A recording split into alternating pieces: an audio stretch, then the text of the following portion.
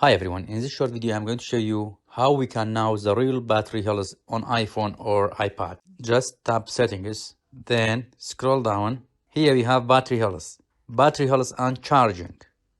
You see my battery health is about 75%. It gives a very good idea about the power health of our iPhone, but it's not real.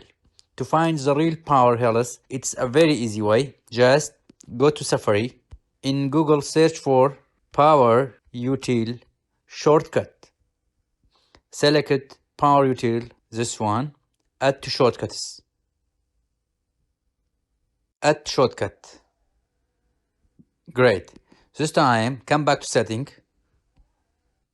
Privacy and security. Scroll down. Analytics and improvements. Share iPhone on. Just make it on. Then analytics data. From analytics, search for the latest one, which is 30th of November. 30th of November is the latest. I selected this one. And share. Share with Power Util. Okay. Always allow. Yes. Maximum battery capacity is 75%. Calculated battery health is 74.05. That is the real battery health. Don't forget to like the video, leave a comment and subscribe. Have a nice time.